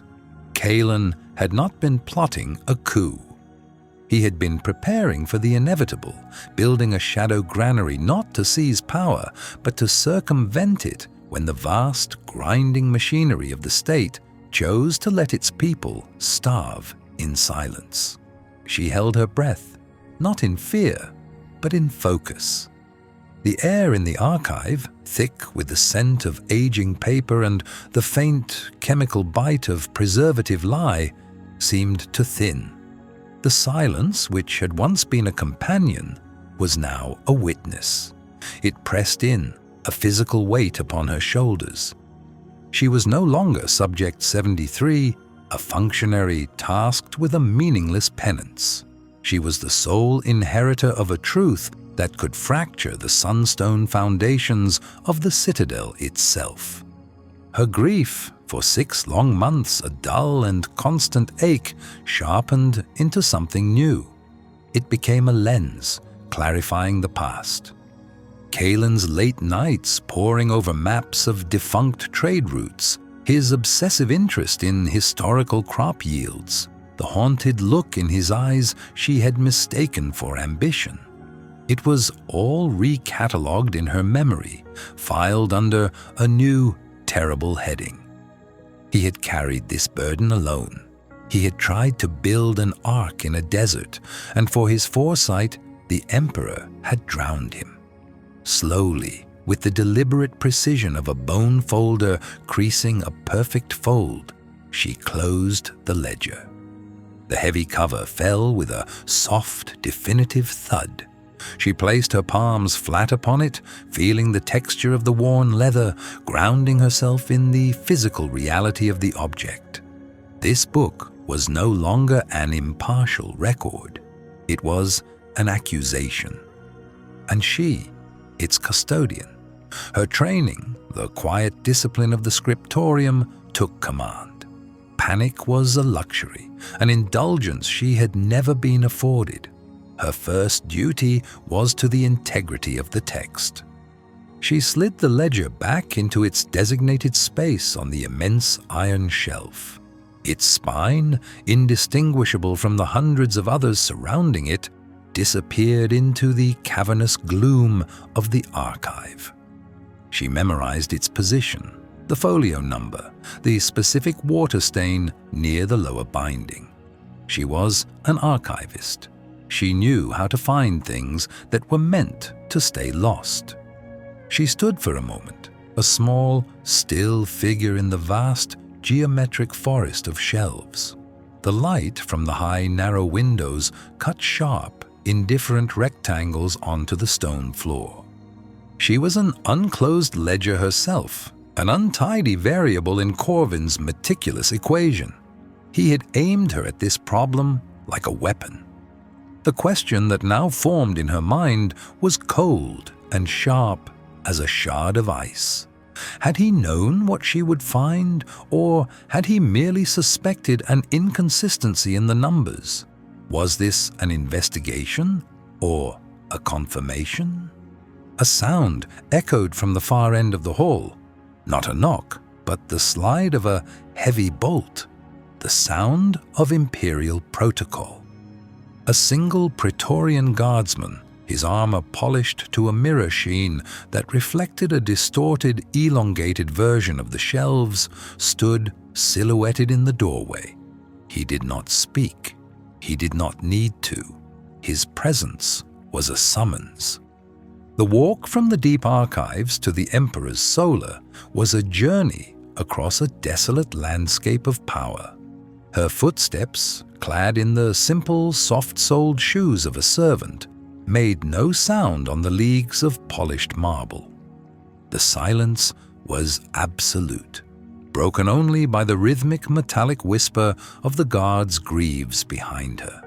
They passed through halls built to make mortals feel small, under ceilings so high they seemed to contain their own weather. The architecture was a statement of permanence, a declaration that the individual was temporary, but the empire was eternal.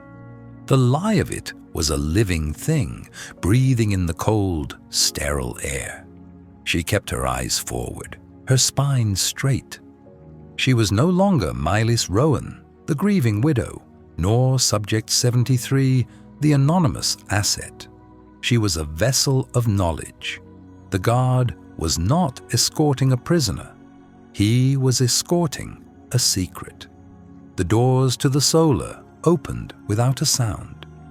Emperor Corvin stood not at his desk, but before the great cartographical map that dominated the far wall. It was a masterpiece of inlay, a continent of jade and obsidian set in a sea of lapis lazuli. He was observing it as a god might observe a world of his own making. He did not turn as she entered. "Subject 73, he said, his voice calm and resonant, filling the enormous space without effort. "Report." The guard retreated, the doors closing with a soft click that sealed the room. They were alone. The air grew dense with unspoken meaning. Mylis walked to the center of the room and stopped, maintaining the prescribed distance. She clasped her hands loosely before her. "The survey of the grain trade ledgers for the specified 50-year period is complete, Your Majesty." "An efficient function," Corvin noted, his eyes still fixed on the map. He gestured with one long finger toward a coastal region marked in darker jade. "The harvests in the serene coastlands have always been the Empire's fail-safe, consistent, predictable. The bedrock of our surplus." He finally turned, his gaze pinning her. It was not a question. It was a premise laid down for dissection. "Did your survey of the historical record confirm this assessment?" Here it was. The first move in a game she had not known she was playing. To lie would be to fail the test. To confess would be to sign her own death warrant. She chose a third path, the sterile, unassailable language of the archive. The ledgers confirm the serene coastlands as a primary source of the Imperial grain surplus, she stated, her voice even and quiet. However, the records also show a recurring pattern of logistical inconsistencies. Corvin's stillness was absolute. He was a predator who had scented blood on the wind, yet he remained motionless, waiting for the prey to reveal itself. "Define inconsistencies." "Unreconciled disbursements," she replied, meeting his gaze without flinching. Statistically significant quantities of grain were diverted from standard distribution channels at cyclical intervals. These shipments are recorded in addendum ledgers, their destinations listed as non-standard cartographical coordinates. She was not telling him what she knew. She was merely reporting the data. She was performing her function perfectly. She was a mirror reflecting the flawed truth of his empire back at him. Corvin's eyes, the color of winter twilight, held hers. He was searching for a tremor, a flicker of fear, of triumph, of anything but this placid, factual recitation. He found nothing. She had spent a lifetime cultivating an impassive exterior. It was the only armor she had ever owned. He took a single, slow step toward her. The space between them seemed to shrink, charged with a dangerous energy. "And these non-standard coordinates, did you locate them?" "Their locations correlate with a series of decommissioned military outposts in the desolation of Oros," she answered. "They are designated as historically inactive assets."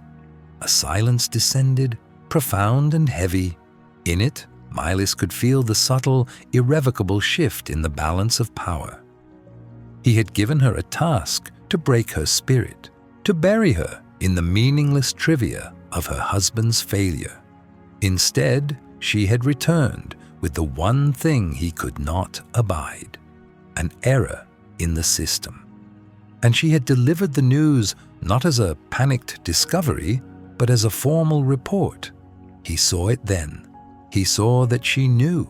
He saw that she understood the shape and scale of the lie. He saw that the broken woman he had redesignated as an object had just become the most dangerous person in his empire. Corvin's expression did not change, but a new light entered his eyes. Not anger, but a cold, terrifying flicker of intellectual curiosity. He had set a problem in motion, and it had yielded an unexpected, fascinating result. "You have fulfilled your function, Subject 73, he said, the words precise and clipped. "Return to your quarters. Await your next directive." It was a dismissal. But as Miles turned and walked toward the doors, she felt his gaze on her back, not as an emperor watching a subject, but as a master strategist observing a new, unpredictable piece on the board. She had not won. She had merely survived the opening move. The game had just begun.